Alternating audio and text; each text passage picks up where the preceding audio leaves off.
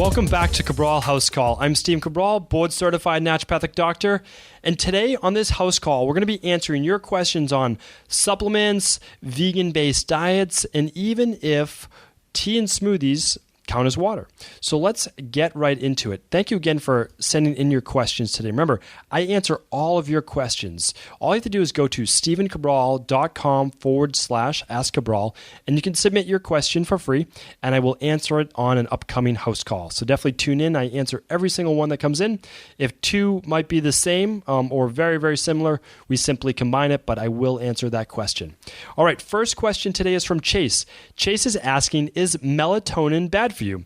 So if you don't know what melatonin is, and I'm assuming Chase is referring to the supplement, melatonin is a bioidentical compound that is produced by the body naturally as you begin to get ready for sleep. Or I should say it starts to be produced when your body senses that it's dark out or it's starting to get dark. So actually, if you didn't know this, the actual tones and colors and wavelengths of the sun begin to change from sunrise to sunset. And so what happens is, as your body starts to sense this is actually very interesting research as well. When you look at the research, that those who have trouble with their sight or maybe blind actually produce less melatonin than those who have their sight. And it gets more interesting. There are actually insects and worms out there that they've studied that produce melatonin even though they have no eyes, assuming that the animals do sense it and pull it particularly and possibly through the pineal gland or other systems within the body. But I will tell you this. It has been shown that those with better health produce more melatonin for a deeper sound sleep. So yes, melatonin does start to be produced naturally. Very few people know and understand that you actually need good gut function, meaning healthy intestinal function, to be able to produce and manufacture melatonin, which does work in conjunction with serotonin. That's the interesting thing as well, to help calm the body down and give you those nice, happy, calm feelings. So is melatonin bad for you? Absolutely not. Natural melatonin so it's not only going to help you get into a deeper sleep and allow you to fall asleep naturally and stay asleep, but it's also a very powerful, we can look at it as two things. We can look at it as a powerful hormone and potentially antioxidant that allows for anti-cancer in the body, meaning that it will help to prevent cancer at the higher dosages. Now, I don't believe you should supplement at higher dosages. I believe you should get your own natural production going, and that does mean following our sleep-based protocols of making sure your bedroom is pitch black so that you cannot even see your hand in front of you. That will help melatonin production, that you're keeping it below 69 degrees so your body is cool, and you're using a lot of those other protocols that we have recommended as well. So now, here's the other thing though. If you're not producing enough melatonin, I do not believe a short-term, remember not long-term, but a short-term usage anywhere from maybe 1 to 3 months to get your body back into proper regulation with melatonin is absolutely fine. And the body is producing well over 20 milligrams of melatonin per day. The typical recommendation that we're giving is somewhere between 1 and 5 milligrams before bed. And there is also the quick release formula, and then there's the prolonged release if you're someone who's typically waking up during the middle of the night. So, Chase, I hope that answered your question. Melatonin is certainly not bad for you. You do want a natural version of it, and you do not necessarily want to use it for long-term use, at least not for right now, and hopefully it's because you're improving your own bodily function, and you just simply have no need for it, and you use a supplement just like it's supposed to be used as a supplement, only when you need it. All right, so Yasmine is up next, and Yasmine is asking, I've been reading a lot about plant-based diets. Should I go vegan for my health?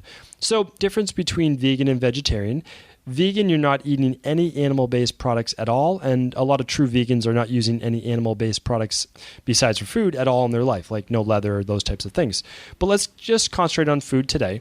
Vegetarian-based diets, depending on the vegetarian, they may include fish, they may include eggs, some may even include some poultry but not red meat. But most vegetarians, I would say, would include maybe some fish and maybe some eggs or maybe some dairy, but they will not include any meat at all in their diet. So if we're talking about just a vegan-based diet, we're talking about eliminating all animal-based products. That includes dairy, that includes eggs, and that includes all types of meat and fish. So I like to say, and the easiest way to remember it, anything that came from an animal or has a mommy and daddy, you are not going to eat that product. All right, so that includes dairy as well. So let's talk about this. A lot of times we've been reading about the benefits of plant-based diets. A lot of diets will show that there is less chance for cancer, especially less chance for prostate cancer, those specific types of things. But we can't, and I'm not saying not to go for a plant-based diet, but I do want to play both sides and allow you a little bit more information that might be given, because most sides are sometimes a little bit too overzealous and it doesn't allow for an open dialogue. So what I want to say is this. I can tell you for sure that you will most likely enjoy far greater health and longevity and less disease by cutting down on your consumption of meat. Does that mean eliminating completely? Well, it could be yes for some people and no for others. But Yasmine, I would at least start there. Meaning if you're having eggs and sausage or bacon for breakfast, and you're having chicken or fish or something like that for lunch, and then you're having red meat or something like that for dinner, why not go down to 2 meals with just meat? And if you're doing 2 meals, why not go down to 1 meal? Why not start there? So I don't feel like we need to completely make the switch right away. See how that works for you, and then start to go down to more of a vegetarian-based diet if you feel that's most appropriate for you, or a completely plant-based, vegan-based diet where you're getting your protein from beans and lentils, chickpeas, hemp, all sorts of different items like that, spirulina. And you can't just go to a vegan-based diet without getting a lot of education first, without understanding how you should balance your meals so that you're getting all of the proteins, amino acids, and good fats that you need for your body. So hopefully that answers your question. Maybe it wasn't completely what you were looking for, but I would say work backwards. Work from 3 meals a day of meat to 2 meals, then to 1 meal, and see if you're able to go, if your body feels strong enough, if you feel ready, and then you may try it for yourself. So I don't want to sway you one way or the other. I'm simply giving you some of the science behind it, meaning that you can get a lot of benefit from decreasing meat in your diet, but some people do seem to do a little bit better with some meat, or no meat at all, but just fish and eggs. You could also do that. You could become vegetarian instead of going from meat just to veganism.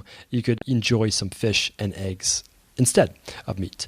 All right, I'll definitely talk about that more in the future because I've used certain concepts like that in my own life and in my practice. So the last person up today does not have a name. They actually wrote in anonymous. So instead of it just being anonymous, they wrote anonymous. So we're going to use that name and go with that for today. So last question is, does tea and smoothies count as water intake? So I'm not actually sure if I've answered that on the Cabral HouseCall before, and I did want to answer it again, even if I have, because it's an important one. Now, I'm going to give you an answer that has 2 parts to it. One, if it's a caffeinated tea, you are not going to count that as water because you'll be partially dehydrated in your body. Now, if it's an herbal-based tea, I have no problem counting that as water. So if it's a ginger tea, if it's a chamomile tea, a mint tea, I'm okay with that. You can absolutely do count that as water intake. And now if it's a smoothie, meaning like you added water to the smoothie and you're blending it with an all-in-one powder like we recommend, or a hypoallergenic based protein, or even a whey-based protein, you can count that as water as well. Now, if you're adding fruit to that smoothie or veggies to that smoothie, absolutely do count that as water too, because as you know from my previous talks, most fruit and a lot of veggies are like 80 to 90% plus water, which means like when you dehydrate them, they almost disappear because they're predominantly water in the first place. So do count those as water intake. Do not count your caffeinated teas as water intake. The other note I always have to say is please do drink regular spring water as well. Don't have all of your liquid intake be from smoothies and tea. Do have some pure water in your diet as well. You can squeeze a little bit of lemon to that if you'd like. That's no problem at all. Green juices do count as well. I know you didn't ask that, but if you're juicing celery or something like that, that does count for water intake as well. So I hope that answers your question. Do count herbal teas, do count smoothies as part of your water intake, which means you don't have to keep adding more water if you certainly feel satiated and full from your water intake, but try to make at least half of that actual glasses of water, fresh spring water, on a daily basis. Or if you're using reverse osmosis, just add those minerals back in. Little extra tip right there. Thank you everyone for tuning into today's Cabral House Call. Before you go, I wanted to make you aware that as a loyal listener to the Cabral concept, I want to make sure I'm always providing with great real-world usable content and rewarding you with listener-only specials. So for the month of April, my goal is to help you involve more of your family and friends and even coworkers in their quest to lose weight and get well. And I believe there is no better way to do that than through the Dr. Cabral Detox. You lose 5 to 10 pounds in your first 7 days and improve your overall well-being, guaranteed. So this month, I'm going to take $20 off the 14 or 21-day Dr. Cabral Detox so that you can share the 14-day with one friend or family member and the 21-day with 2 friends or family members. It's more motivating to do the detox with someone else, and I know you'll both be happy you did. Come join our Dr. Cabral Detox community and change your body, change your life. To take your $20 off, just enter the promo code APRIL20, all lowercase, at checkout.